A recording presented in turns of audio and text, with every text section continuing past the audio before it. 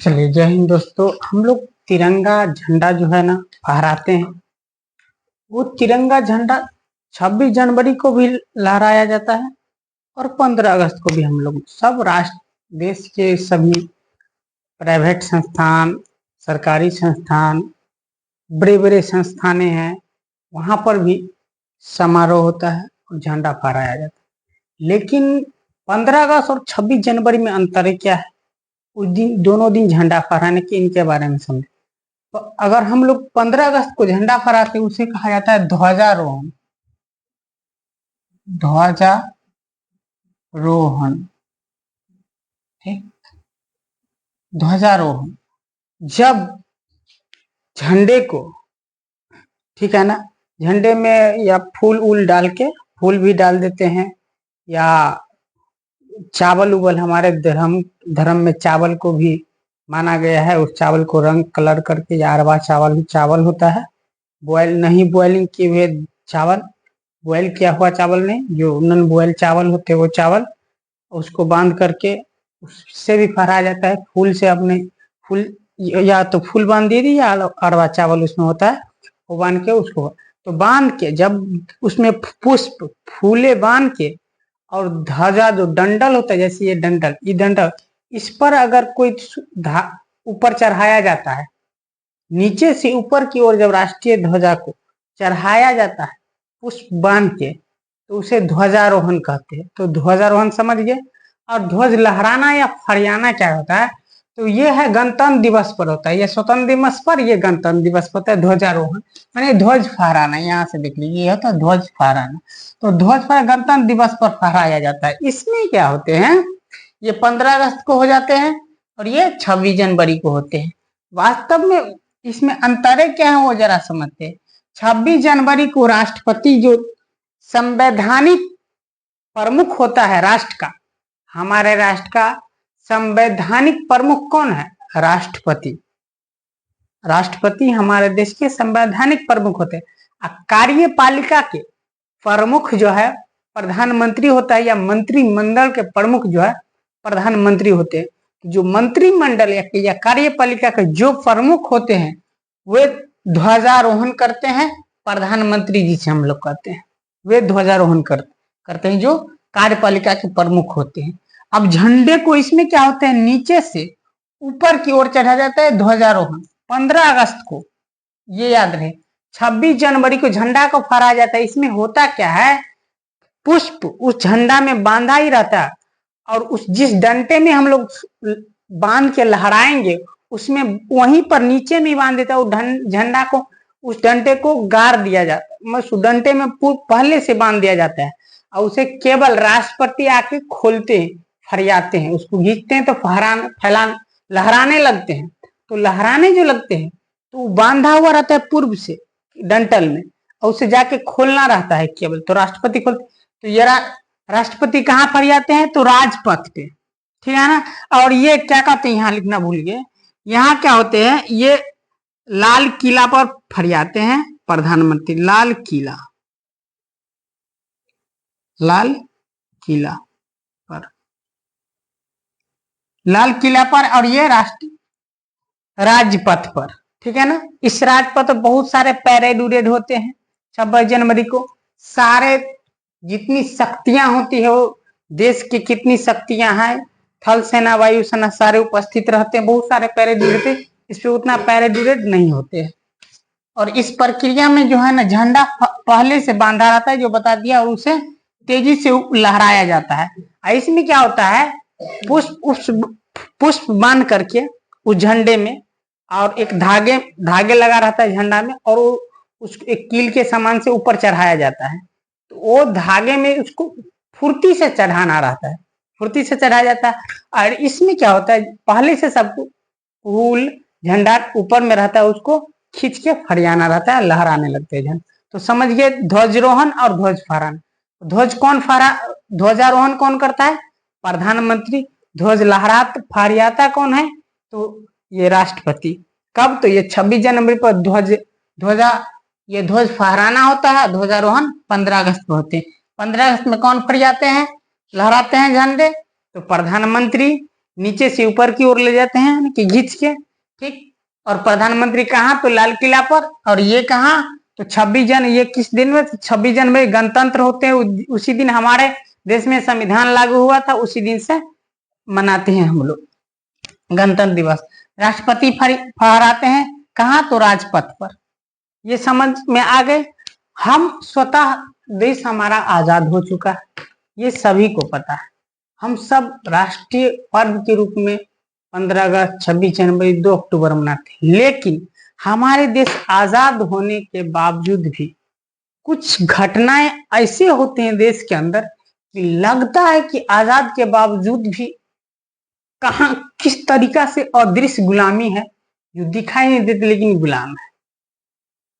देखिए, हाल ही में बंगाल में, कोलकाता में एक कॉलेज में, मेडिकल कॉलेज में, सेमिनार हॉल में एक पीजी ग्रेजुएट डॉक्टर को, ग्रेजुएट डॉक्टर, लेडीज डॉक्टर के साथ दरिंदरों मिल के गैंग रेप किया और उसे हत्या कर दी। कितनी बड़ी गलतियां उस बच्ची की क्या थी, उस डॉक्टर की क्या थी? उनकी गलतियां ये थी ना कि वो डॉक्टर बना, नीट क्वालिफाई की और 5 साल का MBBS कोर्स करके वो डॉक्टर बनी। गलतियां यही थी उनकी। और इस समाज क्या उनको दिया? आज वो मर गए। तो इस तरीका से हमारे देश की बहन बेटियां पूर्ण रूप से आजाद नहीं हो पाए। और इनकी गलतियां देखिए, रात शाम जरी सी थोड़ी सी होती है तो लड़कियां आ जा नहीं सकती है। कारण क्या है? उनको डर नहीं है, डर लड़के से होती, पुरुष जाति से होती। तो उनमें गलतियां नहीं है, पुरुष जाति में गलतियां हैं। तो इन्हें सुधारना है। और कुछ लड़कियों को से भी अनुरोध है कि वो कैसे वस्त्र पहने, कैसा हिसाब किताब से रहे, वो उनको अपना ज्ञान होना चाहिए। हम बताते हैं, एक जगह हम पढ़ाने के लिए जाते थे, वहां 2 बच्चियां रहती थी। उन दोनों को हम इतना माने बात बहुत डांटते थे, कपड़े पहनने के लिए, बोलने के लिए, बाल डिजाइन के लिए, किससे कैसे बात करेंगे, सारे चीज के लिए। लेकिन वो एक भी बात नहीं मानते थे। तो हमारा काम था भाई कह देना, क्योंकि हम टीचर थे तो बता देना, तो हम बता देते थे। लेकिन उन्हें ये देखिए, बहुत सारे, बहुत दिन तक उनके वहां पढ़ाए, बहुत दिन तक, करीब 4 साल तक पढ़ाए। और 4 साल में उनको देखिए कि नहीं, माने कि ठीक ठाक नहीं होने वाला है। तो धीरे धीरे हम चुप हो गए, नहीं टोकते टाकते थे। तो उनको ये देखते थे कि गलत तरीका से बाल बाल डिजाइन का जानते हैं ना? अरे बाल का डिजाइन, बॉडी का लैंग्वेज किसी भी इंसान को बता देते हैं तो कैसा लड़की है और कैसा लड़का है। तो उनके सबके साथ हंसना, बेहिसाब बोलना, किसी से कोई 2 शब्द मीठी मीठी बातें करे, उन जैसा कोई नहीं है, ये गुण उनमें ज्यादा देखे थे। तो हम धीरे धीरे कहना छोड़ गए और सब तो धीरे धीरे वहां से दूर हो गए हैं, नहीं जाते हैं अब। तो ऐसा देखिए, माने उन तरीके, ये सोचे, कहने का तात्पर्य कि अगर उन जैसी लड़कियां, उन जैसे व्यवहारे वाले यदि रहे तो उन्हें खराब दृष्टि से लोग देखने करेगा, इनमें निसंदेह। अरे भाई, बोलना क्या है, कपड़ा कैसे पहनना है, बाल का डिजाइन कैसा रखना है, अपना बॉडी कैसे रखना है, सारा ध्यान में रखा जाता है। इन सब के लिए उन्हें बहुत बराबर डांट, वास्तव में उल्टा के जब कुछ बोल देते थे ना, तो जमाना तो है ही कि आजकल के स्टूडेंट से मुंह लगाना क्या है। तो बहुत बड़े उनमें से एक को बहुत हम अपने हृदय से बहुत उनको लगाव थे, तो उन्हें बार बार डांटते रहते थे। एक को तो बड़ी थी, उसको हम उतना नहीं डांटते थे, जो छोटी थी उनको बहुत डांटते थे। उनसे अभी भी लगाव है, उनको डांटते रहते हैं।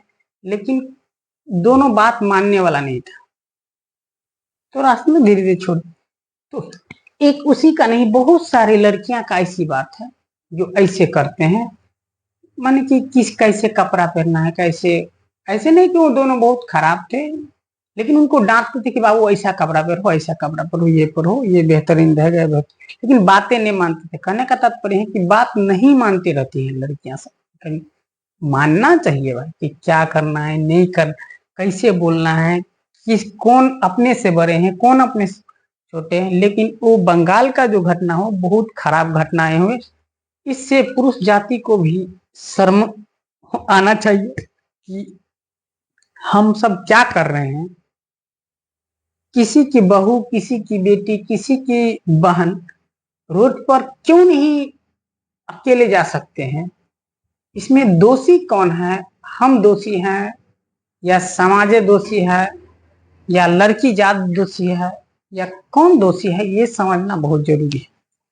तो ये उस बेचारी को जो इस कांड में मारा गया कोलकाता में, उसे आत्मा को शांति मिले, उसके लिए हम लोग प्रार्थना करें। और जो इनकी दोषी है उन्हें जो इसका दंड होता है उस दंड मिले। और वो डॉक्टर थी, तो मेडिकल से भी, डिपार्टमेंट से भी अनुरोध है, और हमारे पुलिस प्रशासन से भी, जो ये शासन जिनके कार्यभार से चलते हैं, न्यायपालिका से भी, कि हर डॉक्टर को सुरक्षा दी जाए, पुरुष हो या महिला, दोनों को सुरक्षा दी जाए। याद रहे, किसी भी इंसान को ये समझ में आना चाहिए, किसी से प्रेम करे तब, या किसी शादी करे तब वही ताल्लुक और वही व्यवहार करना करिए उसी के साथ भी जो आप अपने बहन के साथ चाहते हैं, वही व्यवहार उसके साथ भी करिए जिससे आप शादी करिएगा या जिससे प्रेम करते हैं। अभी कभी बताएंगे कि हमारे देश में दहेज प्रथा शादी में क्या दिक्कतें होती है, लोग जागृत क्यों नहीं होते हैं, ये सारे बात बताएंगे। एक दहेज लेना सही है या गलत है, कहीं ना कहीं एक जगह से बताएंगे कि सही भी है और गलत भी है। इन सारे पर बात बाद में करेंगे। जो बातें थे वो समझे, हम इन बातें को समझे। जो घटनाएं बहुत चर्चित हो रहा है पूरा सोशल मीडिया पर, उनके बारे में बताइए। जय हिंद, जय भारत। सबको, पुरुष और नारी सभी से अनुरोध है कि अपने अपने कर्तव्य समझें, महिला से भी, पुरुष से भी, और लड़की से भी, लड़का से भी, कि हम कैसे बोले, कैसे रहें, पढ़ाई अच्छा से करें, किस दृष्टि से करें, ये ध्यान में रखें। जय हिंद, जय भारत। जिस क्षेत्र से हैं उस क्षेत्र का नाम है मधुबनी जिला, मिथिला क्षेत्र। जय मैथिली, जय मिथिला।